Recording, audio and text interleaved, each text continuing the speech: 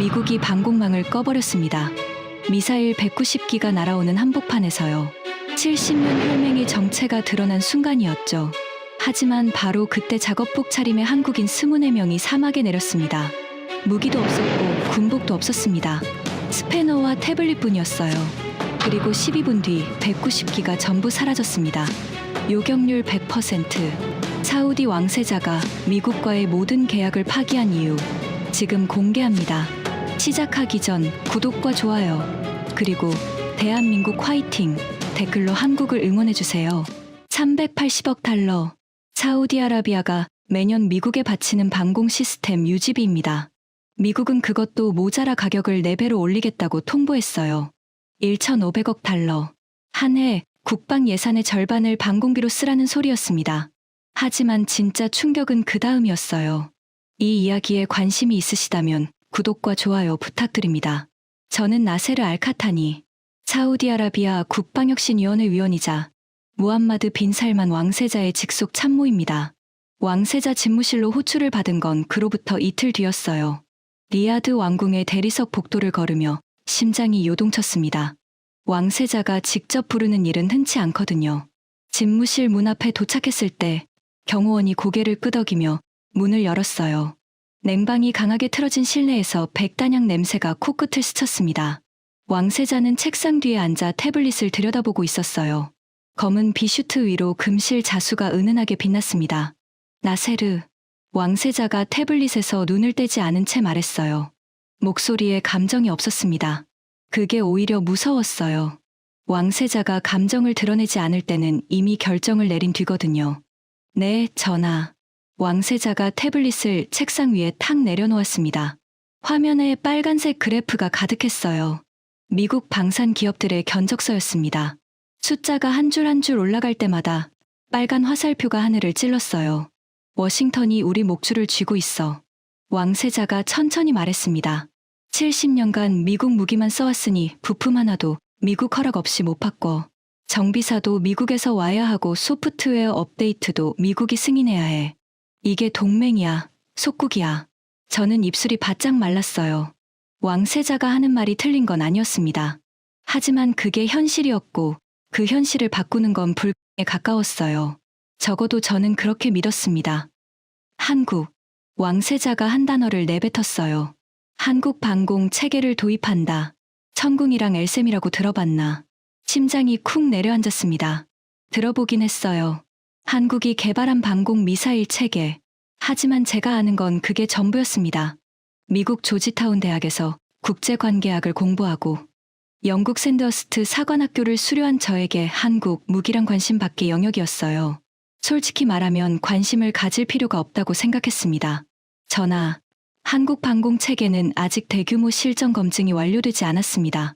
패트리어트는 걸프전부터 검증된 체계이고 우리 군의 전체 네트워크가 미국 시스템에 맞춰져 있습니다. 지금 전환하면 호환성 문제만 해도 수조 원이 들 겁니다. 저도 모르게 한참을 떠들었어요. 미국 체계의 장점을 줄줄 읊었습니다. 샌더스트에서 배운 것, 조지타운에서 들은 것, 펜타곤 관계자들과 나눈 대화까지 전부 쏟아냈어요. 하지만 왕세자는 미동도 없었습니다. 제 말이 끝날 때까지 가만히 앉아 있다가 천천히 일어섰어요. 나세르. 왕세자가 창가로 걸어가며 말했습니다. 리야드 시내가 한눈에 내려다 보이는 통유리 앞에 섰어요. 내가 한국 방공 체계 실전 배치를 감독해라. 직접 기지에 가서 지켜봐. 성능이 내가 들은 대로인지 눈으로 확인하고 와. 명령이었습니다. 거부할 수 없었어요. 하지만 속으로는 확신했습니다. 한국 무기가 미국 체계를 대체할 수 있을 리 없다고요. 기껏해야 보조 수단 정도일 거라고 생각했어요. 전하, 알겠습니다. 하지만 제 판단으로는 기존 패트리어트 체계를 유지하면서 한국 장비는 보조적으로만 활용하는 게 현실적입니다. 왕세자가 고개를 돌려 저를 봤어요. 눈빛이 차가웠습니다. 한마디로 잘랐어요. 가서 직접 봐. 그리고 솔직하게 보고해. 미국 눈치 보지 말고. 그 말에 뒤통수를 맞은 것 같았어요. 왕세자는 알고 있었던 겁니다. 제가 친미파라는 걸요. 아니, 더 정확히는 미국의 눈과 귀라는 걸요. 등줄기에 식은땀이 흘렀습니다. 집무실을 나오면서 다리가 후들거렸어요. 복도의 대리석이 유난히 차갑게 느껴졌습니다. 왕세자는 분명히 저를 시험하고 있었어요. 한국 무기를 감독하라는 게 아니라 제 충성을 시험하는 거였습니다. 하지만 저는 왕세자의 뜻과는 다른 계획을 세우고 있었어요. 한국 방공 체계가 실패하는 모습을 직접 기록해서 보고하면 왕세자도 포기할 거라고요. 그러면 미국과의 관계도 지키고 제 자리도 지킬 수 있었습니다. 리아드 올라야 지구의 프랑스 레스토랑이었습니다. 왕궁에서 차로 20분 거리에 있는 이 식당은 사우디 고위 관료들과 외국 로비스트들이 비공개 회동을 하는 곳으로 유명했어요. 개인실마다 방음 처리가 되어 있었고 직원들은 손님의 얼굴을 기억하지 않는 훈련을 받았습니다. 저는 왕세자를 만나고 나서 곧바로 한 통의 전화를 걸었어요. 워싱턴의 번호였습니다. 3시간 뒤 그 식당의 3번 개인실에 앉아 있었죠. 문이 열리고 들어온 남자는 브라이언 모건이었습니다. 로키드 마틴 중동 담당 수석 부사장. 50대 후반의 이 남자는 제가 조지타운에 있을 때부터 알고 지낸 사이였어요. 정확히 말하면 제 유학 시절 생활비의 상당 부분을 이 남자의 회사가 대줬습니다. 장학금이라는 명목으로요. 회색 양복에 빨간 넥타이, 손목에는 롤렉스 데이토나가 번쩍이고 있었어요. 브라이언이 자리에 앉으며 메뉴판을 펼치지도 않고 웨이터를 불렀습니다. 트리프 리소토, 그리고 사또 마고 한 병. 웨이터가 나가자 브라이언이 몸을 앞으로 기울였어요. 헤어젤 냄새가 테이블을 넘어 코끝에 닿았습니다. 미국 방산 로비스트 특유의 냄새였어요. 비싼 향수와 기름기가 섞인 냄새. 한국 깡통 이야기 들었어. 브라이언이 낮은 목소리로 말했어요. 입꼬리가 살짝 올라가 있었습니다. 비웃는 거였어요. 왕세자가 천궁인가 뭔가를 사겠다며? 저는 고개를 끄덕였어요. 와인잔을 기울이며 대답했습니다. 왕세자가 직접 지시했어요. 제가 기지에 가서 실전 배치를 감독하래요. 브라이언이 코웃음을 쳤습니다. 와인을 한 모금 마시더니 냅킨으로 입술을 닦았어요. 나세르, 한국 방공 체계가 뭔지 알아? 미국 기술을 라이선스로 받아서 조립한 거야. 핵심 소프트웨어는 우리 알고리즘 기반이고 레이더 모듈도 레이시온 특허가 들어가 있어. 그걸 자기네가 만들었다고 떠드는 거지. 브라이언의 말이 틀린 건 아니었어요. 한국 방사는 분명히 미국 기술 이전에서 출발했습니다. 패트리어트의 기반 기술을 배워서 자체 개발했다는 게 공식 입장이었지만 업계에서는 카피라는 시선이 강했어요. 그 깡통이 패트리어트랑 맞붙으면 어떻게 될 것 같아? 브라이언이 스테이크 나이프로 빵을 잘랐어요. 칼날이 은접시 위에서 끼익 소리를 냈습니다. 실전 데이터가 없잖아. 시뮬레이션이랑 실전은 하늘과 땅 차이야. 우리 패트리어트는 걸프전부터 실전에서 검증된 체계거든.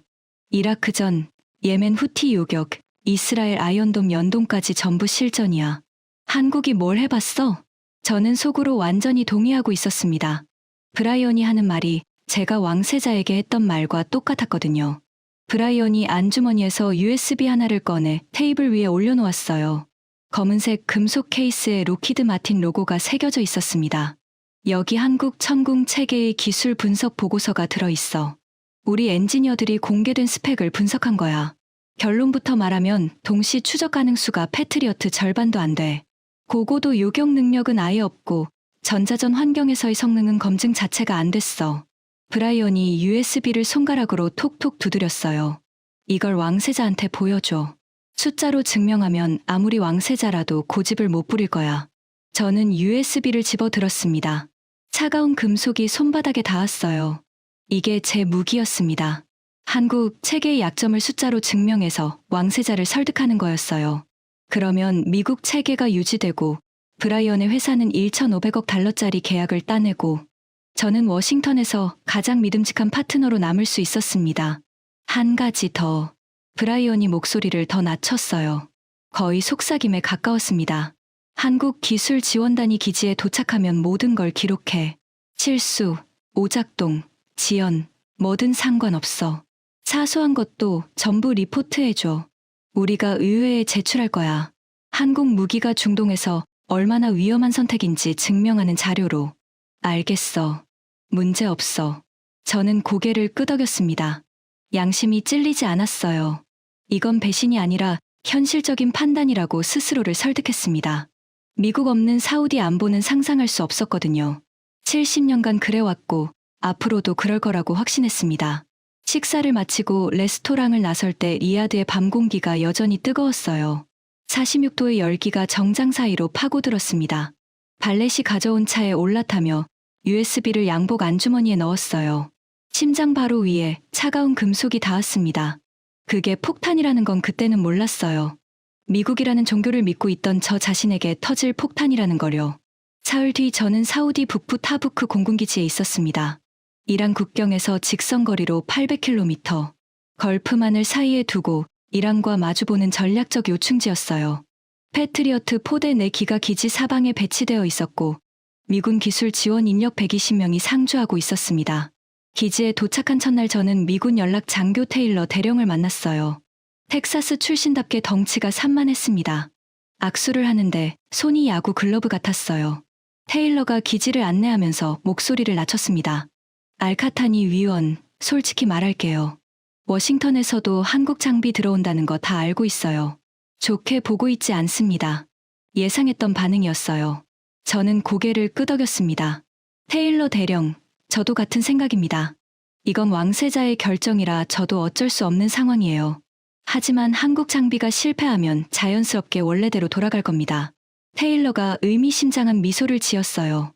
서로의 속내를 확인한 거였죠. 한국 기술지원단이 도착한 건 그 다음날 오후였습니다. 활주로에 서서 기다리는데 머리 위로 사막의 태양이 내리쬐었어요. 기온이 50도에 가까웠습니다. 모래바람이 간간히 불어와 얼굴을 핥히었어요. 군복 안쪽이 땀으로 축축하게 젖어 있었습니다.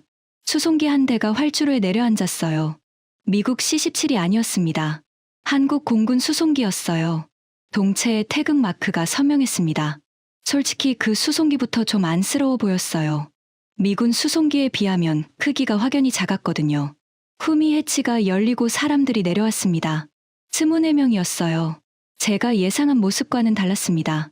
깔끔한 군복을 입은 군인이 아니라 반팔 작업복에 안전화를 신은 기술자들이었어요. 등에 한화 디펜스라는 글씨가 박혀 있었습니다. 선두에 선 남자가 눈에 들어왔어요. 키가 크지 않았습니다. 170cm 정도. 마른 체형에 여기저기 기름 자국이 묻은 작업복을 입고 있었어요. 나이는 40대 초반으로 보였습니다. 인상이 날카로웠어요. 눈이 좁고 깊었습니다. 사막의 열기에도 땀 한 방울 흘리지 않는 것 같았어요. 그 남자가 제게 다가왔습니다. 걸음걸이가 빨랐어요. 불필요한 동작이 없었습니다. 국방혁신위원회 알카타니 위원이십니까? 한국어였지만 통역이 바로 옆에서 아랍어로 옮겨줬어요. 네, 맞습니다. 당신은 한화디펜스 방공사업부 수석 엔지니어 박준혁입니다.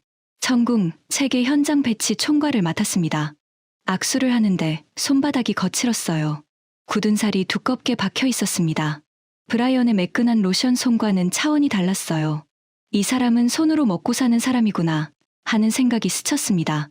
위원님, 세팅 일정 보고 드립니다.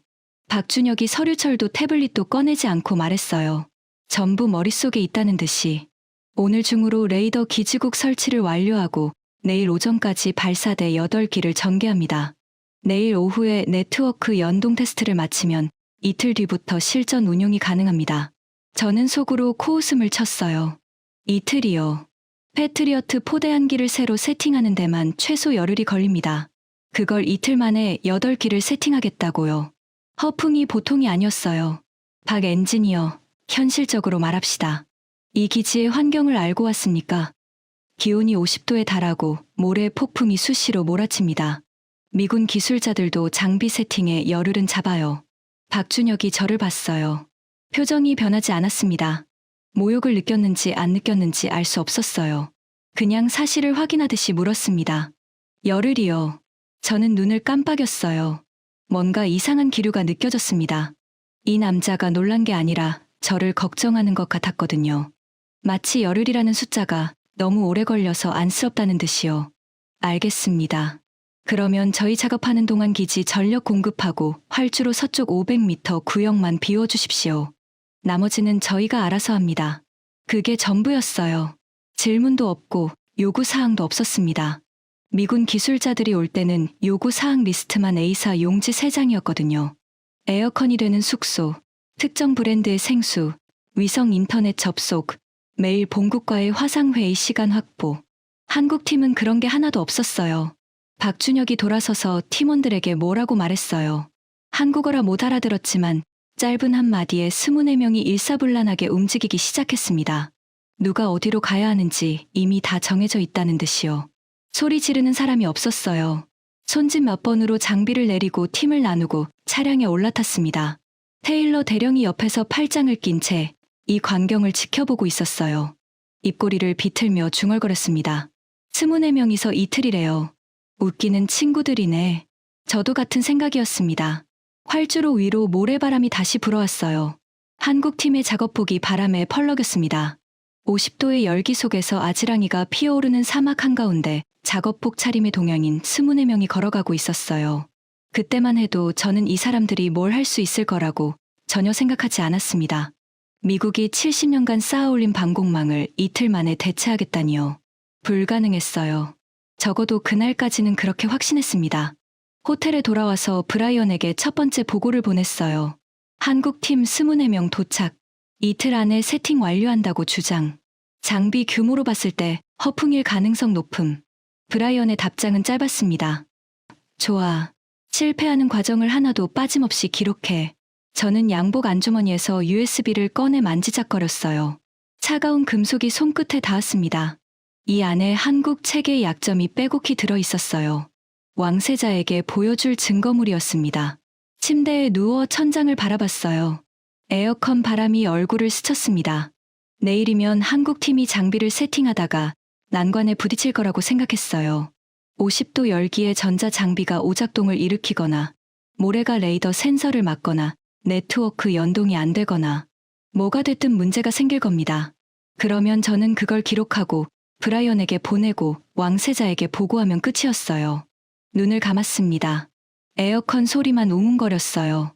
잠이 금방 올 거라고 생각했습니다. 하지만 이상하게 박준혁의 손바닥이 자꾸 떠올랐어요. 굳은 살이 두껍게 박힌 거친 손. 열흘이요. 하고 되물었을 때의 그 표정. 놀람이 아니라 안쓰러움에 가까웠던 눈빛. 뒤척였습니다. 사막의 밤바람이 창문을 두드렸어요. 뭔가 설명할 수 없는 불안이 가슴 한구석에서 꿈틀거렸습니다. 브라이언의 USB는 양복 안주머니에 고이 들어있었고 왕세자의 명령은 머릿속에 또렷이 남아있었어요. 저는 그날 밤 꿈을 꿨습니다. 미사일이 하늘에서 비처럼 쏟아지는 꿈이었어요. 불덩이가 기지를 향해 곤두박질 치는데 패트리어트 화면이 깜깜했습니다. 아무것도 안 잡혔어요. 레이더가 죽어 있었습니다. 비명을 지르려 했지만 목소리가 나오지 않았어요. 꿈에서 깬 건 새벽이었습니다. 등이 땀으로 흥건했어요. 에어컨이 켜져 있는데도 온몸이 뜨거웠습니다. 창밖으로 사막의 새벽 하늘이 보였어요. 동쪽 지평선이 붉게 물들고 있었습니다. 그게 꿈이 아니라 예고였다는 걸 저는 아직 몰랐어요. 다음 날 새벽 5시에 눈이 떠졌습니다. 아직 어두웠어요. 사막의 새벽은 고요했습니다. 기지 숙소의 창문 너머로 별이 쏟아지고 있었어요. 군용 침대에서 일어나 세수를 하고 군복을 입었습니다. 거울에 비친 제 얼굴이 어딘가 피곤해 보였어요. 간밤에 꾼 꿈 때문이었을 겁니다. 활주로 서쪽 구역으로 나가보기로 했어요. 한국팀에게 비워준 공간이었습니다. 어차피 실패하는 과정을 기록해야 했으니까요. 브라이언에게 보낼 첫 번째 실패 보고서를 쓸 생각에 노트북을 챙겼습니다. 지프를 몰고 활주로를 가로질렀어요. 헤드라이트 불빛이 모래벌판을 훑었습니다. 서쪽 끝에 다가가자 뭔가 이상했어요. 불빛이 보였습니다. 작업등 여러 개가 어둠 속에서 하얗게 빛나고 있었어요. 새벽 5시인데요. 지프에서 내려 걸어갔습니다. 가까이 가자 장면이 눈에 들어왔어요. 심장이 멈추는 줄 알았습니다. 발사대 8기가 이미 세워져 있었어요. 8기 전부. 모래 위에 콘크리트 패드를 깔고 그 위에 발사대가 정확한 간격으로 도열해 있었습니다. 어젯밤 저녁 7시에 장비를 내리기 시작했으니 10시간이 채 안 된 거였어요. 발사대뿐이 아니었습니다. 옆으로 이동식 레이더 차량 2대가 안테나를 펼치고 서 있었고 지휘 통제 차량이 한가운데 자리를 잡고 있었어요. 케이블이 차량과 차량 사이를 거미줄처럼 연결하고 있었습니다. 24명의 한국 엔지니어들이 여전히 움직이고 있었어요. 잠을 잔 것 같지 않았습니다. 작업복이 땀과 모래로 뒤범벅이었어요. 하지만 느려진 동작은 없었습니다. 각자 맡은 구역에서 묵묵히 손을 놀리고 있었어요. 박준혁이 발사대 세 번째와 네 번째 사이에서 케이블 커넥터를 점검하고 있었습니다.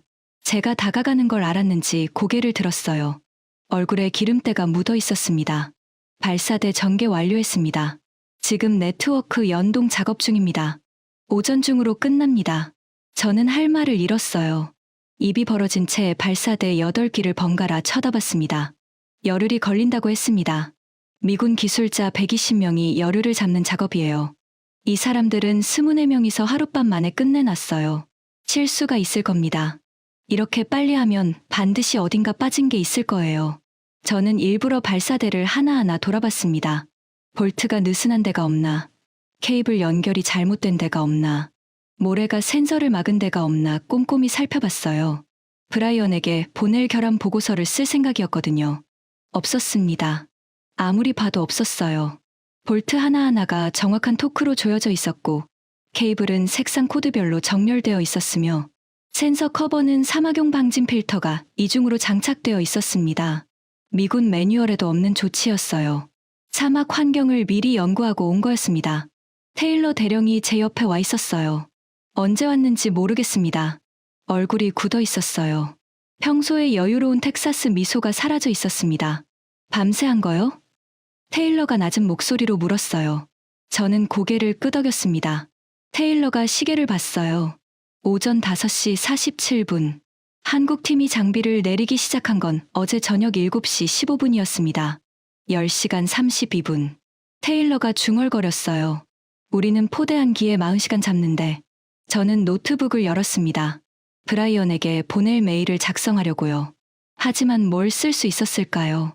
한국팀 세팅 속도가 예상보다 빠름이라고 쓸 수밖에 없었어요. 결함 발견 없음이라는 문장을 적는 손가락이 무거웠습니다. 오전 11시. 박준혁이 지휘 통제 차량 안에서 최종 점검을 하고 있었습니다.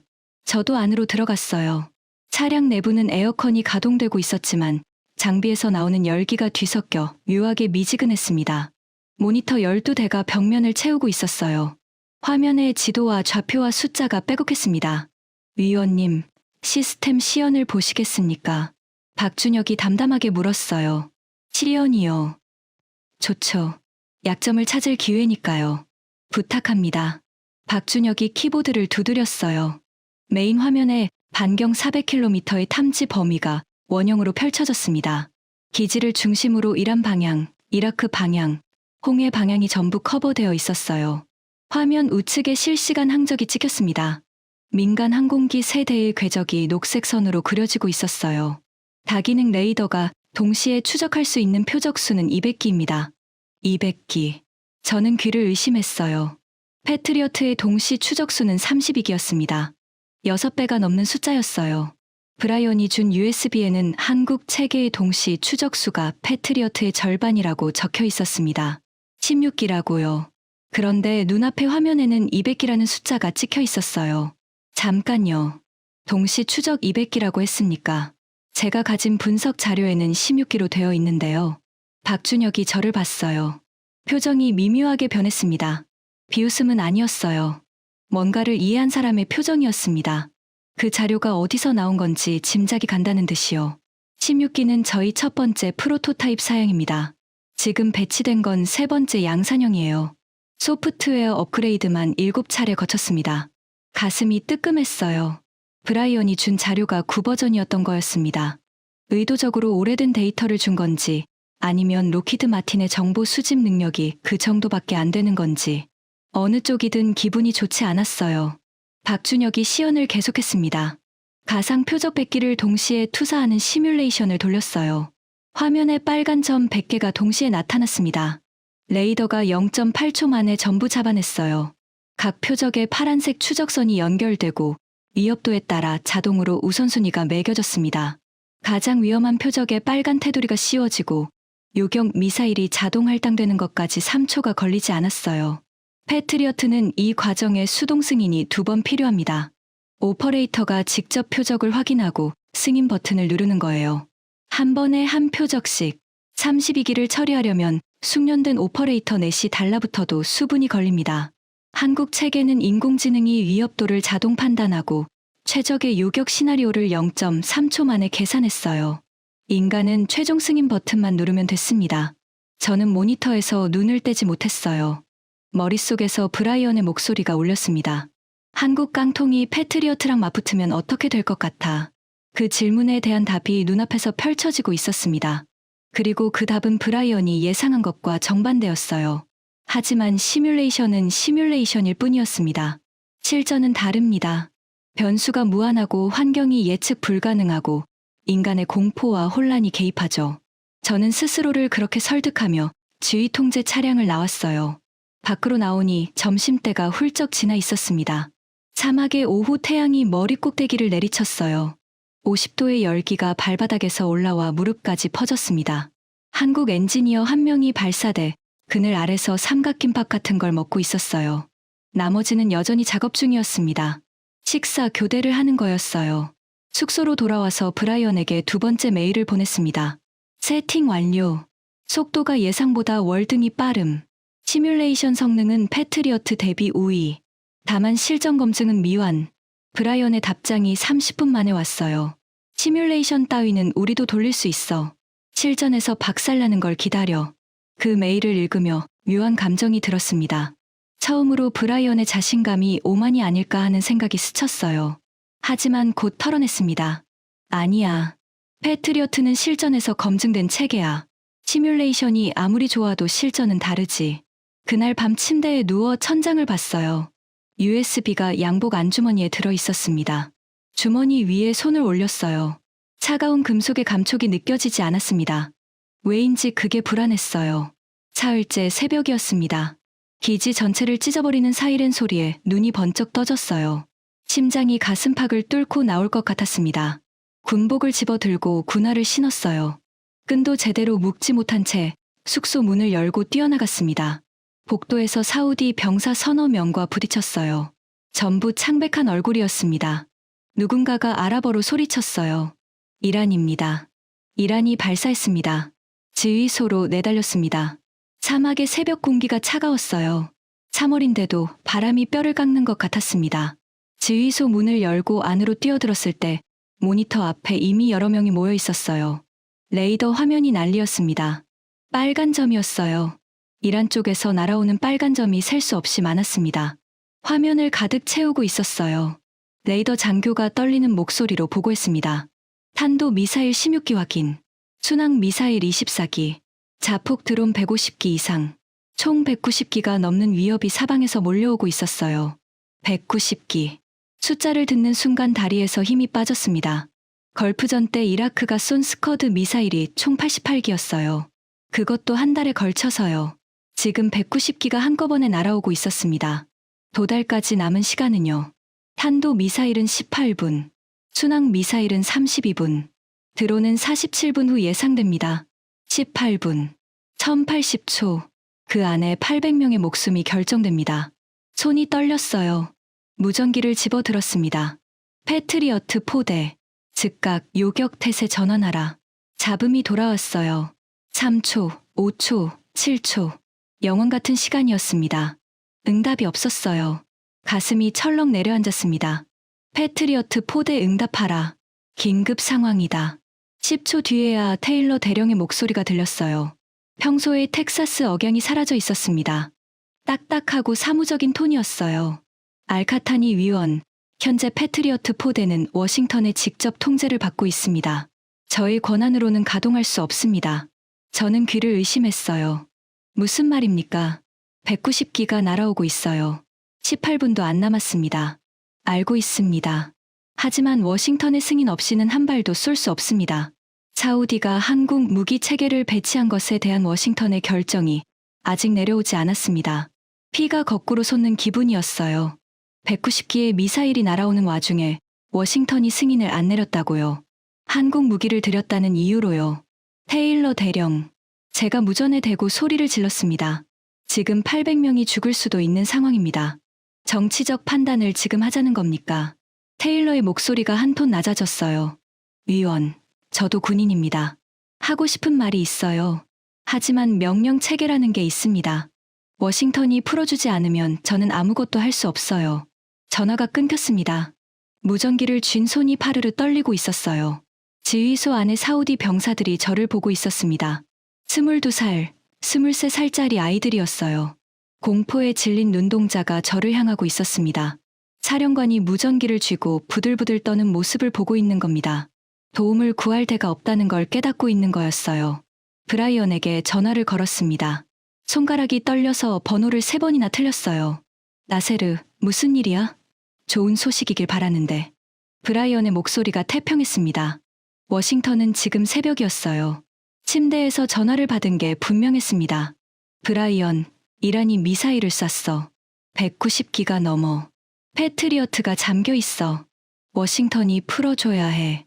지금 당장. 전화 너머로 잠시 침묵이 흘렀어요. 이불이 바스락거리는 소리가 들렸습니다. 브라이언이 침대에서 일어난 거였어요. 190기? 잠깐 기다려. 확인해 볼게. 3분이 지났습니다. 영원 같은 3분이었어요. 레이더 화면의 빨간 점들이 기지를 향해 천천히 다가오고 있었습니다. 탄도 미사일 도달까지 남은 시간이 14분으로 줄어 있었어요. 브라이언의 목소리가 돌아왔습니다. 나세르, 솔직하게 말할게. 워싱턴은 패트리어트 잠금을 풀 생각이 없어. 한국 체계가 실전에서 어떤 성능을 보이는지 데이터가 필요해. 이건 로키드 마틴만의 판단이 아니야. 펜타곤 전략사령부의 결정이야. 순간 시야가 하얘졌어요. 귀가 멍했습니다. 소리가 안 들렸어요. 지금 뭐라고 했어? 800명의 목숨으로 데이터를 수집하겠다고? 그렇게 감정적으로 나오지 마. 한국 체계가 진짜 쓸만한지 실전에서 확인하는 거야. 막아내면 좋고, 못 막으면 그게 한국 무기의 한계인 거지. 어느 쪽이든 미국에는 좋은 데이터야. 전화기를 던질 뻔했어요. 손에 힘을 줘서 겨우 참았습니다. 목이 타들어갔어요. 침을 삼키려 했지만 입안이 사막처럼 말라 있었습니다. 브라이언. 내 돈으로 내 유학비를 대줬지. 장학금이라는 이름으로. 그게 뭔지 나는 알고 있었어. 하지만 이건 다른 문제야. 800명이 죽어. 감정을 빼고 생각해봐. 나세르. 한국 깡통이 190기를 막으면 내 왕세자가 기뻐하겠지. 못 막으면 우리한테 다시 올 수밖에 없어. 어느 쪽이든 내 자리는 안전해. 전화를 끊었습니다. 손이 휴대폰을 부서질 만큼 쥐고 있었어요. 손가락 마디가 하얗게 질려 있었습니다. 숨을 몰아쉬었어요. 코끝에 지휘소 안에 땀 냄새와 기계 냄새가 뒤섞여 들어왔습니다. 양복 안주머니에 손이 갔어요. USB가 있었습니다. 한국 체계의 약점을 담은 로키드 마틴의 분석 보고서. 이 남자가 준 거였어요. 9버전 데이터로 채운 가짜 보고서. 처음부터 저를 이용한 거였습니다. USB를 꺼냈어요. 검은 금속 케이스에 로키드 마틴 로고가 빛나고 있었습니다. 그걸 들여다보는데 구역질이 났어요. 조지타운 시절이 떠올랐습니다. 매달 들어오던 장학금. 졸업 후 워싱턴의 디너 파티에 초대받았을 때의 기쁨. 브라이언이 어깨를 두드리며 나세르, 너는 미국의 진정한 친구야라고 했을 때의 자부심. 전부 끈이었어요. 저를 조종하는 끈. 70년간 사우디 전체를 조종해온 끈과 똑같은 겁니다. 왕세자가 그걸 끊으려 한 거였어요. 그리고 저는 그 끈을 지키려고 몰래 뒷거래를 한 거였습니다. USB를 바닥에 내던졌어요. 깡 하는 소리가 지휘소 바닥에 울렸습니다. 병사들이 깜짝 놀라 뒤를 돌아봤어요. 시계를 봤습니다. 탄도 미사일 도달까지 11분. 한국 지휘 통제 차량으로 뛰었습니다. 지휘소에서 200m 떨어져 있었어요. 사막 모래 위를 뛰는데 군함 밑창이 미끄러졌습니다. 한 번 넘어졌어요. 무릎에 모래가 파고들었습니다. 일어나서 다시 뛰었어요. 숨이 턱까지 차올랐습니다. 차량 문을 두드렸어요. 아니, 두드린 게 아니라 주먹으로 쳤습니다. 문이 열렸어요. 박준혁이 서 있었습니다. 모니터 불빛이 뒤에서 비쳐 얼굴이 반쯤 그림자에 묻혀 있었어요. 하지만 눈은 또렷했습니다. 이미 상황을 파악하고 있다는 눈빛이었어요. 190기가 날아오고 있습니다. 패트리어트가 잠겨 있어요. 미국이 풀어주지 않습니다. 저는 숨을 헐떡이며 말했어요. 말이 뒤죽박죽이었을 겁니다. 아랍어와 영어가 뒤섞였어요. 통역이 옆에 없었지만 박준혁은 다 이해한 것 같았어요. 알고 있습니다. 한마디가 전부였어요. 저는 멍하니 서 있었습니다. 알고 있다고요. 190기가 날아오는 걸 알고 있으면서 왜 이렇게 침착한 겁니까? 박준혁이 차량 안쪽으로 몸을 돌렸어요. 모니터 12대가 전부 켜져 있었습니다. 빨간 점 190개가 화면 위에서 기지를 향해 수렴하고 있었어요. 한국 엔지니어 3명이 콘솔 앞에 앉아 키보드를 두드리고 있었습니다.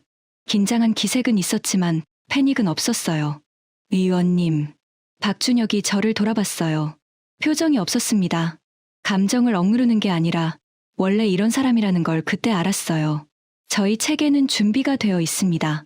발사 승인만 내려주십시오. 제가 승인을 내려요. 사우디 국방혁신위원회 위원의 권한으로. 왕세자가 저에게 현장 감독 정권을 줬으니까 기술적으로는 가능했어요. 하지만 이건 그런 문제가 아니었습니다. 검증도 안 된 무기 체계에 800명의 목숨을 걸라는 거잖아요. 이 체계가 190기를 전부 막을 수 있습니까? 솔직하게 말해 주십시오. 박준혁이 저를 똑바로 봤어요. 3초쯤 침묵이 흘렀습니다. 모니터에서 레이더 신호음이 삐삐 울리고 있었어요. 저희는 이걸 위해서 온 겁니다. 대답이 아니었어요. 약속이었습니다. 100% 맞겠다는 장담도 아니고 못 막을 수도 있다는 변명도 아니었어요. 이걸 위해서 온 겁니다. 그 말에 담긴 무게를 저는 그때 온몸으로 느꼈습니다. 이 남자는 190기의 미사일을 막기 위해 사우디 사막에 온 거였어요. 계약서에 적힌 금액 때문이 아니라요. 시계를 봤어요. 8분. 심장이 갈비뼈를 두드리고 있었습니다. 800명의 얼굴이 스쳤어요. 숙소 복도에서 마주친 22살짜리 병사, 활주로에서 경례하던 신병, 식당에서 웃으며 밥 먹던 장교들. 미국은 이 사람들을 데이터로 취급했습니다. 한국은 이 사람들을 살리겠다고 온 겁니다. 선택은 이미 끝난 거였어요. 발사 승인합니다. 박준혁이 고개를 한번 끄덕였어요. 돌아서며 한국어로 짧게 말했습니다. 통역 없이도 의미가 전달되는 한마디였어요. 그가 콘솔 앞에 앉더니 승인 코드를 입력했습니다. 모니터 전체가 빨간색에서 녹색으로 바뀌었어요. 전 체계 전투 모드 전환. 엘셈 대기. 천궁 대기. 비오복합 대기. 녹색 불빛이 모니터 전체를 물들였습니다. 준비가 되었다는 뜻이었어요. 800명의 방패가 펼쳐진 겁니다. 탄도 미사일이 먼저 왔습니다. 레이더 화면 최상단에서 16개의 빨간 점이 포물선을 그리며 하강하고 있었어요. 고도 250km. 대기권 밖이었습니다. 마하 10 이상의 속도로 지구를 향해 곤두박질 치고 있었어요. 맨눈으로는 아직 보이지 않았습니다. 하지만 화면 위의 숫자가 미친 듯이 줄어들고 있었어요. 도달 예상시간 4분 30초. 박준혁이 콘솔 앞에서 태블릿을 들었어요. 화면에 16개 표적의 궤적이 실시간으로 그려지고 있었습니다. 인공지능이 각 표적의 속도, 각도, 예상 착탄점을 0.1초 단위로 계산하고 있었어요. 엘셈 1차 발사 준비. 박준혁의 목소리는 변함이 없었어요. 공장에서 생산 라인을 가동하는 것 같은 톤이었습니다. 콘솔 오퍼레이터가 키를 눌렀어요. 발사. 발밑이 흔들렸습니다. 지휘 통제 차량 전체가 진동했어요. 밖에서 하얀 불기둥이 솟아오르는 게 모니터의 외부 카메라에 잡혔습니다. 엘셈 장거리 요격 미사일이 수직으로 치솟았어요. 한 발, 두 발, 세 발, 네 발. 연이어 솟구치는 하얀 불기둥이 아직 어두운 새벽 하늘을 수직으로 갈랐습니다. 굉음이 사막을 뒤흔들었어요. 모래가 진동으로 떨리는 게 발바닥으로 느껴졌습니다. 저는 모니터에서 눈을 뗄 수 없었어요. 파란 점들이 빨간 점들을 향해 솟구쳐 올라가고 있었습니다. 위로, 위로, 위로. 대기권 경계를 넘어 우주의 가장자리까지 올라가고 있었어요. 고도 200km, 180km, 150km. 파란 점과 빨간 점 사이의 거리가 좁혀졌습니다. 1호기 요격 3초 전. 오퍼레이터가 말했어요. 화면 맨 위쪽에서 빨간 점 하나가 사라졌습니다. 요격 성공. 1호기 제거. 숨을 참고 있었다는 걸 그때 깨달았어요. 가슴이 터질 것 같았습니다. 두 번째 빨간 점이 사라졌어요. 세 번째, 네 번째. 연쇄적으로 빨간 점들이 화면에서 지워졌습니다. 엘셈이 대기권 경계에서 이란의 탄도 미사일을 하나씩 격추하고 있었어요. 총알로 총알을 맞추는 것과 같은 정밀도였습니다. 마하 10으로 떨어지는 탄두를 마하 7로 올라가는 요격탄이 직격으로 부수고 있었어요. 5, 6, 7. 빨간 점이 하나씩 사라질 때마다 지휘 통제 차량 안에서 누군가의 거친 숨소리가 터져 나왔습니다. 8, 9, 10. 제 옆에 서 있던 통역관이 두 손으로 입을 막고 있었어요. 11, 12, 3분이 흘렀어요.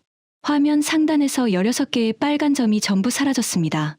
하나도 남지 않았어요. 탄도미사일 16기 전략 요격 완료. 요격률 100%. 오퍼레이터의 목소리가 떨리고 있었어요. 한국어였지만 100%라는 단어는 알아들었습니다. 온몸에 소름이 돋았어요. 팔뚝에 털이 곤두섰습니다. 에어컨 바람이 닿는데도 온몸이 뜨거웠어요. 패트리어트의 실전 요격률은 68%였습니다. 걸프전 당시 공식 발표는 80%였지만 나중에 재분석한 결과가 68%였어요. 16기 중 5기 이상이 뚫린다는 뜻이었습니다. 5기만 뚫려도 기지는 끝이에요. 한국 체계는 16기 전부 잡았습니다. 한 기도 빠짐없이. 박준혁은 환호하지 않았어요. 고개를 끄덕이고 태블릿을 다음 화면으로 넘겼습니다. 아직 끝나지 않았거든요. 화면 중간에 24개의 빨간 점이 저공으로 밀려오고 있었어요. 순항 미사일이었습니다. 천궁 발사 준비. 박준혁의 한마디에 시스템이 전환됐어요. 엘셈이 고도 100km 이상의 탄도 미사일을 잡는 장거리 체계라면 천궁은 중거리. 낮게 깔고 들어오는 순항 미사일을 잡는 체계였습니다. 발사. 다시 발밑이 흔들렸어요. 이번엔 방향이 달랐습니다. 기지 남쪽과 동쪽에서 동시에 발사음이 울렸어요. 천궁 미사일이 비스듬하게 솟아올라 수평으로 꺾이며 순항 미사일을 향해 달려갔습니다. 화면에서 파란 점과 빨간 점이 충돌했어요. 충돌. 빨간 점 소멸. 또 충돌.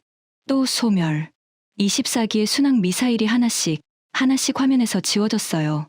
17초 만에 절반이 사라졌습니다. 40초 만에 전부 사라졌어요. 순항 미사일 24기 전략 요격. 요격률 100%. 오퍼레이터의 목소리가 더 크게 떨리고 있었습니다. 40기를 쏘아서 40기를 잡았어요. 한 발의 빗나감도 없이. 제 눈에서 물이 차오르는 걸 느꼈습니다. 왜 눈물이 나는지 모르겠었어요. 안도인지, 경외인지, 아니면 지난 며칠간 제가 한 짓에 대한 수치심인지 전부 섞여 있었습니다. 하지만 박준혁의 얼굴은 여전히 긴장되어 있었어요. 끝나지 않았습니다. 레이더 화면 하단에 150개의 작은 점들이 구름처럼 밀려오고 있었거든요. 자폭 드론 150기. 이게 진짜 지옥이었습니다. 드론의 윙윙거리는 소리가 지휘 통제 차량 안에서도 들렸습니다. 처음에는 멀리서 바람 소리인 줄 알았어요. 하지만 점점 커졌습니다. 수십 개, 수백 개의 프로펠러가 공기를 가르는 소리가 합쳐지니 거대한 벌떼가 몰려오는 것 같았어요. 등줄기가 서늘해졌습니다. 외부 카메라를 봤어요. 기지 전방 5km 지점에서 검은 점들이 하늘을 뒤덮고 있었습니다. 새벽 어스름의 그림자처럼 움직이는 작은 물체 150개가 부채꼴로 펼쳐지며 기지를 포위하고 있었어요. 자폭 드론은 탄도 미사일이나 순항 미사일과는 완전히 다른 위협이었습니다. 크기가 작고 고도가 낮고 숫자가 많아요. 레이더에 잡히기는 하지만 하나하나를 미사일로 잡기에는 비효율적이었습니다. 미사일 한 발 가격이 드론 10대 가격보다 비쌌거든요. 비호복합 전개합니다. 박준혁이 차량을 나갔어요. 저도 따라 나갔습니다. 밖으로 나오니 드론의 윙윙거리는 소리가 온몸을 감쌌어요. 귀가 아플 정도였습니다. 사막의 새벽 공기에 화약 냄새와 연소 가스 냄새가 뒤섞여 있었어요. 방금 쏜 미사일의 잔류 연기였습니다. 활주로 북쪽에 비호복합 차량 4대가 포진하고 있었어요. 쌍열 기관포의 단거리 미사일이 결합된 근접 방공 체계였습니다. 드론 같은 소형 표적을 잡기 위한 무기였어요. 한국 엔지니어 4명이 각 차량에 붙어 있었습니다. 포탑이 자동으로 회전하며 하늘을 스캔하고 있었어요. 인공지능이 드론 군집의 패턴을 분석하고 최적의 사격 순서를 계산하고 있었습니다. 사격 개시. 쌍열 기관포가 불을 뿜었습니다. 두두두두두. 초당 수십 발의 포탄이 하늘을 향해 쏟아졌어요. 포구에서 주황색 화염이 번쩍였습니다. 포탄이 공기를 가르는 소리가 사막을 찢었어요. 고막이 찢어질 것 같은 굉음이었습니다. 첫 번째 드론이 공중에서 불꽃을 뿜으며 터졌어요. 두 번째, 세 번째. 불똥이 사막 위로 흩어졌습니다. 4대의 비호복합이 동시에 사격하면서 하늘에 화망을 쳤어요. 드론이 하나씩 불꽃으로 변했습니다. 하지만 150기였어요. 쉬지 않고 밀려왔습니다. 한 무리를 잡으면 뒤에서 다른 무리가 다른 방향으로 파고들었어요. 군집 지능으로 움직이는 드론들이 실시간으로 진입 각도를 바꾸고 있었습니다. 3호기 탄약 50% 소모. 한국 엔지니어의 보고가 들렸어요. 탄약이 줄고 있었습니다. 150기를 기관포만으로 잡으려면 탄약이 부족할 수 있었어요. 가슴이 쪼여들었습니다. 박준혁이 태블릿을 들여다봤어요. 3초쯤 화면을 응시하더니 고개를 들지 않고 말했습니다. 신궁 미사일 전환. 군집 중심부에 유도탄 투입합니다. 비오복합의 단거리 미사일 발사관이 각도를 바꿨어요. 기관포는 계속 사격하면서 동시에 미사일이 솟아올랐습니다. 소형 미사일이 들어온 군집 한가운데로 날아들어갔어요. 폭발과 함께 10기 이상의 드론이 한꺼번에 공중에서 사라졌습니다. 파편이 비처럼 쏟아져 내렸어요. 사막 모래 위에 찢어진 프로펠러와 회로 기판이 떨어지는 소리가 찍찍 울렸습니다. 기관포와 미사일의 병행 사격이 계속됐어요. 하늘에서 불꽃이 연쇄적으로 터졌습니다. 마치 비정상적인 불꽃놀이 같았어요. 검은 연기가 새벽 하늘에 줄줄이 꼬리를 남겼습니다. 기지 전방 2km까지 접근한 드론 무리가 있었어요. 육안으로 보였습니다. 검은 점들이 하늘에서 떼를 지어 밀려오는 게 보였어요. 저도 모르게 한 걸음 뒤로 물러났습니다. 그때 비오복합 2호기가 포탑을 급회전시켰어요. 기관포가 연속 사격을 했습니다. 두두두두두두두. 접근하던 드론 무리가 공중에서 박살이 났어요. 파편이 기지 담장 바로 앞에 떨어졌습니다. 가장 가까운 파편이 제 발 앞 50m에 떨어졌어요. 찢어진 드론의 날개 조각이 모래 위에서 연기를 피워 올리고 있었습니다. 7분이 걸렸어요. 영원 같은 7분. 자폭 드론 150기 전략 무력화. 기지 진입 제로. 오퍼레이터의 목소리가 지휘 통제 차량 스피커를 통해 울려 퍼졌습니다. 저는 하늘을 올려다봤어요. 검은 점들이 사라져 있었습니다. 불꽃도, 연기도, 윙윙거리는 소리도 전부 사라졌어요. 새벽 하늘이 맑아지고 있었습니다. 동쪽 지평선에서 붉은 태양이 올라오고 있었어요. 총 190기, 탄도 미사일 16기, 순항 미사일 24기, 자폭 드론 150기, 전량 격추, 아군 피해 제로. 박준혁이 태블릿에서 로그를 확인하고 있었어요. 화면에 찍힌 최종 수치를 읽었습니다. 요격률 100%. 교전 시간 총 11분 47초. 12분이 채 안 되는 시간에 190기를 전부 잡아낸 겁니다. 패트리어트라면 탄도 미사일 16기 중 5기 이상이 뚫렸을 거예요. 순항 미사일 24기 중 7기 이상이 기지에 떨어졌을 겁니다. 드론은 대응 능력 자체가 제한적이었어요. 최소한 절반은 뚫렸을 겁니다. 수백 명이 죽었을 거예요. 하지만 한국 체계는 190기를 전부 잡았습니다.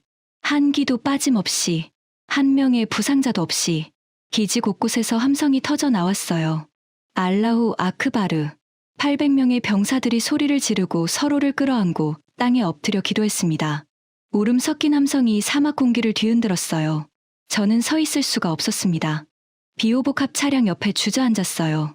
모래가 군복 사이로 파고들었습니다. 뜨거운 게 뺨을 타고 흘러내렸어요. 눈물이었습니다. 소리 없이 울고 있었어요. 브라이언의 얼굴이 떠올랐습니다. 한국 깡통이 패트리어트랑 맞붙으면 어떻게 될 것 같아. 그 비웃음 섞인 목소리가 귓속에서 울렸어요. 데이터가 필요해. 800명의 목숨을 데이터로 취급했던 그 냉혈한 목소리가요. 대답해 줄게, 브라이언. 저는 모래 위에 앉아 중얼거렸어요. 아무도 듣지 못했을 겁니다. 깡통이 패트리어트를 이겼어. 100대 68이야.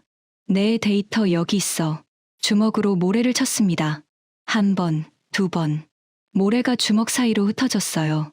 분노와 안도와 치욕이 한꺼번에 몰려왔습니다. 70년간 미국을 종교처럼 믿어왔어요.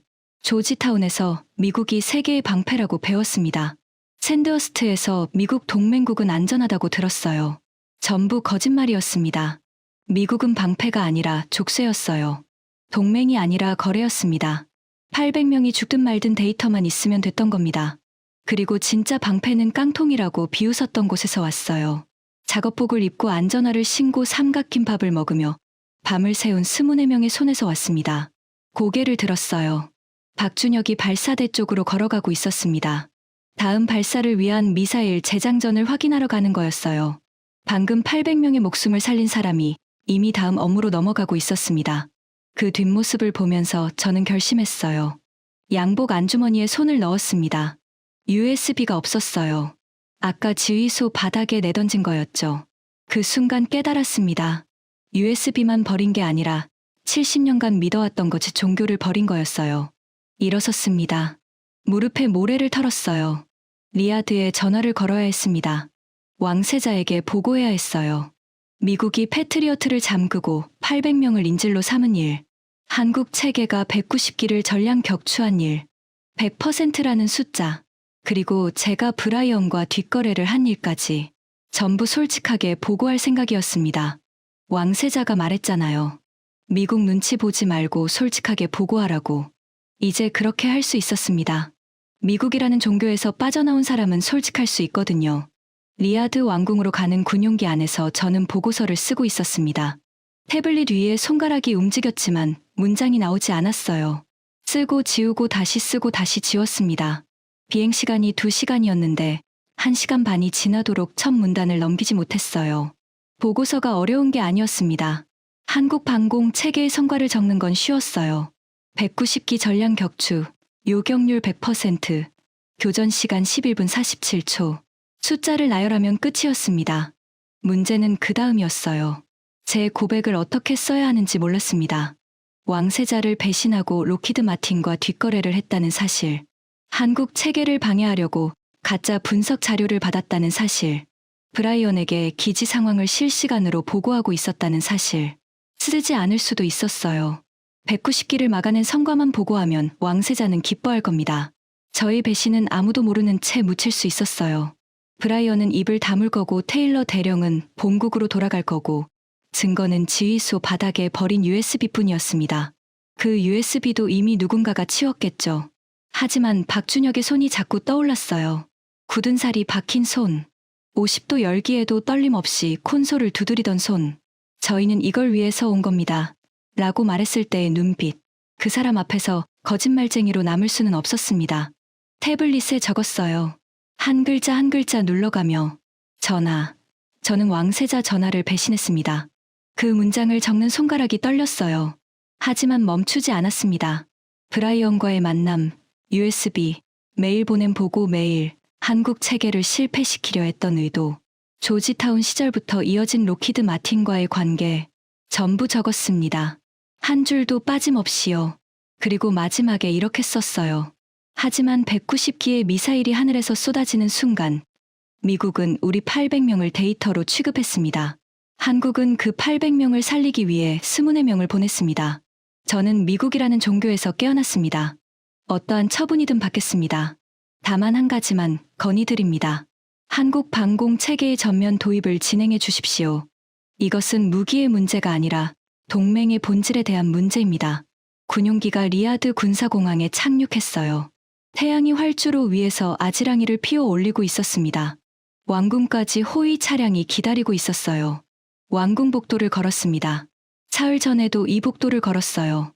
그때는 미국의 끈에 매달린 꼭두각시였습니다. 지금은 달랐어요. 끈이 끊어진 사람의 걸음은 무거웠지만 자유로웠습니다. 집무실 문이 열렸어요. 왕세자가 책상 뒤에 앉아 있었습니다. 사흘 전과 같은 자리, 같은 자세. 하지만 눈빛이 달랐어요. 저를 보는 눈에 뭔가가 있었습니다. 이미 알고 있다는 눈빛이었어요. 보고서를 받았다. 왕세자가 태블릿을 들어 보였어요. 제가 비행기에서 보낸 보고서가 화면에 떠 있었습니다. 첫 문장이 보였어요. 전하. 저는 왕세자 전하를 배신했습니다. 그 문장 위에 왕세자의 손가락이 얹혀 있었습니다. 심장이 멎는 줄 알았어요. 무릎이 꺾이려 했습니다. 전하. 저는 처분을 받을 각오가 되어 있습니다. 왕세자가 태블릿을 내려놓았어요. 천천히 의자에서 일어섰습니다. 창가로 걸어갔어요. 리야드 시내가 내려다 보이는 같은 창문 앞에 섰습니다. 나세르. 왕세자의 목소리가 낮았어요. 너만 미국에 세뇌당한 게 아니야. 이 나라 전체가 70년간 세뇌당했어. 아버지 세대가, 할아버지 세대가, 그 전 세대가 전부. 미국 없이는 안 된다고 믿도록 길들여진 거야. 왕세자가 돌아봤습니다. 눈이 마주쳤어요. 내가 돌아온 건 끈을 끊었기 때문이야. 솔직하게 보고한 건 눈을 떴기 때문이고 나는 그걸 보려고 너를 보낸 거야. 한국 무기의 성능이 아니라 내 눈이 뜨이는 걸 보려고. 다리에서 힘이 풀렸어요. 주저앉을 뻔했습니다. 왕세자는 처음부터 알고 있었던 겁니다. 제가 브라이언과 연결되어 있다는 거요. 그걸 알면서 저를 보낸 겁니다. 한국 체계의 성능을 직접 목격하면 제가 변할 거라는 걸 계산한 거였어요. 전하, 목이 메어 말이 나오지 않았어요. 겨우 한마디를 짜냈습니다. 저는 전하를 배신한 사람입니다. 왕세자가 걸어왔어요. 제 어깨에 손을 얹었습니다. 따뜻했어요. 돌아온 배신자는 배신자가 아니야. 나세르. 눈뜬 자야. 그 순간 무너졌습니다. 평생 울지 않은 사람처럼 울었어요. 왕궁 집무실에서 사우디 국방혁신위원회 위원이 왕세자 앞에서 소리 죽여 울고 있었습니다. 조지타운의 강의실, 샌드어스트의 연병장, 브라이언과의 디너, USB의 차가운 금속, 전부 흘러내렸어요. 눈물과 함께 왕세자가 책상으로 돌아갔어요. 서류 한 장을 꺼내 제 앞에 밀었습니다. 이미 준비되어 있었어요. 한국 방공 체계 전면 도입 계약서, 천궁 포대 16기, 엘셈 체계 8기, 비오 복합 32대, 기술 100% 이전, 사우디 현지 합작 공장 설립, 총액 127억 달러. 여기에 내 서명이 필요해. 현장 감독관의 최종 성능 확인서로 왕세자가 만년필을 내밀었어요. 저는 눈물을 닦지도 않은 채 만년필을 받았습니다. 서명란에 이름을 적었어요. 나세르 알카타니. 글씨가 삐뚤었습니다. 손이 아직 떨리고 있었거든요. 하지만 그 삐뚤한 글씨가 제 인생에서 가장 똑바른 글씨였어요. 왕세자가 고개를 끄덕였습니다. 그리고 전화기를 들었어요. 박 특사를 연결해라. 30초 뒤 스피커폰에서 한국어가 흘러나왔어요. 한국방위사업청 중동특사의 목소리였습니다. 왕세자가 아랍어로 말했어요. 사우디아라비아는 오늘부로 미국 패트리어트 체계와의 모든 신규 계약을 동결합니다. 새로운 안보 파트너는 대한민국입니다. 통화가 끝나자 왕세자가 덧붙였어요. 그리고 나세르, 워싱턴에 전화해. 로키드 마틴의 브라이언 모건을 사우디 입국 금지 명단에 올려라. 영구적으로. 네, 전하. 그 전화는 기꺼이 할 수 있었습니다. 이틀 뒤 타부크 기지로 돌아왔어요. 한국기술지원단의 철수를 배웅하기 위해서였습니다. 기지의 분위기가 완전히 달라져 있었어요. 사흘 전 공포에 질려 기도하던 병사들이 활주로에서 축구를 하고 있었습니다. 식당에서 웃음소리가 흘러나왔어요. 800명의 목숨이 돌아온 기지는 다시 살아 있었습니다. 하지만 달라진 건 하나 더 있었어요. 미군 구역이 텅 비어 있었습니다. 테일러 대령과 미군 기술 인력 120명이 전원 철수한 뒤였어요. 패트리어트 포대도 전부 철거되었습니다. 70년간 이 기지를 지키던 미국의 흔적이 사라져 있었어요. 남은 건 콘크리트 받침대 위의 볼트 자국뿐이었습니다. 활주로 서쪽에 한국 수송기가 서 있었어요. 24명의 엔지니어들이 장비를 싣고 있었습니다. 도착했을 때와 같은 차림이었어요. 반팔 작업복, 안전화, 등에 박힌 한화 디펜스 글씨. 군인이 아니었고 영웅이라 불리기를 원하지도 않는 사람들이었어요. 박준혁을 찾았습니다. 발사대 주변을 마지막으로 점검하고 있었어요. 인계할 사우디 기술 인력에게 넘길 매뉴얼을 정리하는 중이었습니다. 한국어로 된 두꺼운 매뉴얼 위에 아랍어 번역본이 포스트잇으로 덕지덕지 붙어 있었어요. 밤새 번역한 것 같았습니다. 박 엔지니어. 제가 부르자 박준혁이 고개를 들었어요. 매뉴얼을 덮으며 일어섰습니다. 이게 인계 자료입니다. 사우디 기술진이 독자적으로 운용할 수 있도록 전부 정리했습니다. 소프트웨어 업데이트 절차, 부품 교체 주기, 비상시 수동 전환 매뉴얼까지 전부 들어있어요. 저는 매뉴얼을 받아들었어요. 묵직했습니다. 두께가 손가락 3마디쯤 됐어요. 이 안에 한국이 수십 년간 쌓아온 방공 기술의 정수가 들어있는 거였습니다. 미국은 70년간 이런 매뉴얼을 준 적이 없었어요. 정비 매뉴얼조차 영어 원본만 줬고 핵심 절차는 아예 빠져 있었습니다. 미국 기술자를 부르지 않으면 손도 못 대게 만든 거였어요. 기술을 주는 게 아니라 기술에 묶어두는 거였죠. 한국은 달랐습니다. 기술을 통째로 넘기고 있었어요. 스스로 설하는 거였습니다. 박 엔지니어, 한 가지 물어봐도 됩니까? 네. 그날 새벽에 제가 발사 승인을 부탁했을 때 왜 망설이지 않았습니까? 190기예요. 실전에서 한 번도 써보지 않은 체계로 190기를 막아야 했습니다. 두렵지 않았습니까? 박준혁이 저를 봤어요. 3초쯤 생각하는 것 같았습니다. 그리고 입을 열었어요. 두려웠습니다. 솔직한 대답이었어요. 예상 밖이었습니다. 그날 새벽 이 남자의 얼굴에서 두려움은 보이지 않았거든요. 하지만 저희가 만든 체계를 믿었습니다. 저 혼자 만든 게 아니에요. 한국의 엔지니어 수천 명이 20년간 매달린 겁니다. 밤을 새고 시뮬레이션을 돌리고 실패하고 다시 만들고 그 사람들을 믿었어요. 그리고 저희 팀 24명을 믿었습니다. 각자 자기 자리에서 할 일을 할 거라고. 박준혁이 발사대를 올려다 봤어요. 사막의 햇살을 받아 금속 표면이 반짝였습니다. 의원님, 저는 미사일을 만드는 사람입니다. 화려한 말을 할 줄 모릅니다. 하지만 하나는 확실히 알아요. 무기가 아무리 좋아도 그걸 쓰는 사람들의 목숨을 소중히 여기지 않으면 소용이 없습니다. 미국은 무기는 좋은데 사람을 소중히 여기지 않았어요. 저희는 무기를 잘 만들려고 노력하지만 그 무기가 지킬 사람들을 먼저 생각합니다. 가슴이 뜨거워졌어요. 목이 메었습니다. 이 사람은 영업사원이 아니었어요. 정치인도 아니고 로비스트도 아니었습니다. 기계를 만드는 사람이었어요. 기계로 사람을 살리는 사람. 감사합니다. 제가 할 수 있는 말은 그것뿐이었어요. 정말 감사합니다. 박 엔지니어. 할 일을 한 겁니다. 박준혁이 짧게 대답했어요. 그리고 매뉴얼 뒷부분을 펼치며 말했습니다. 여기 비상연락처 목록이 있습니다. 어떤 상황이든 24시간 안에 한국에서 기술 지원팀을 보낼 수 있습니다. 미국처럼 정치적 판단을 기다리는 일은 없을 겁니다. 그 한마디가 모든 걸 말해줬어요. 미국은 무기를 팔고 끈을 쥐었습니다. 한국은 무기를 팔고 매뉴얼을 줬어요. 끈이 아니라 열쇠를 준 거였습니다. 활주로에서 수송기 엔진이 돌아가기 시작했어요. 24명의 엔지니어들이 트랩을 오르고 있었습니다. 작업복에 묻은 기름때, 안전화의 흠집, 사막에서의 닷새가 그대로 남아있는 모습이었어요. 기지 병사들이 활주로로 나왔습니다. 소문이 퍼진 거였어요. 한국 팀이 떠난다는 소식에 800명이 하나둘 모여들었어요. 줄을 지어 활주로 양쪽에 섰습니다. 한국 엔지니어들이 트랩 위에서 멈칫했어요. 800명의 사우디 병사들이 자기들을 바라보고 있었거든요. 슈크란 코리아. 누가 먼저 시작했는지 모르겠어요. 활주로 한쪽 끝에서 시작된 함성이 파도처럼 번져나갔습니다. 800개의 목소리가 합쳐졌어요. 슈크란 코리아. 슈크란 코리아. 감사합니다. 한국. 그 아랍어가 사막의 아침 공기를 가득 채웠습니다. 눈물을 흘리는 병사가 있었어요. 무릎을 꿇고 기도하는 병사도 있었습니다.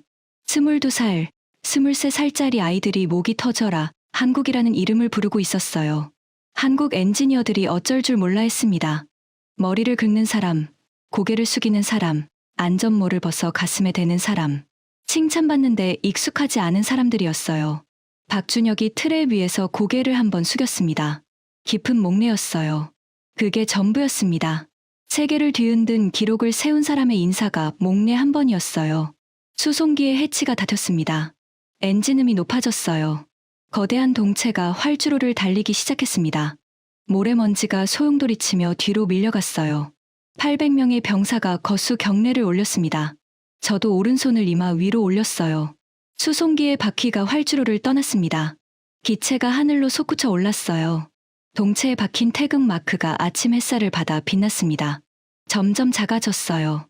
점이 되어갔습니다. 저는 경례를 내리지 않았어요. 태극 마크가 사막의 하늘에 완전히 녹아들 때까지 팔을 올리고 있었습니다. 팔을 내렸을 때 어깨가 뻐근했어요. 얼마나 오래 올리고 있었는지 몰랐습니다.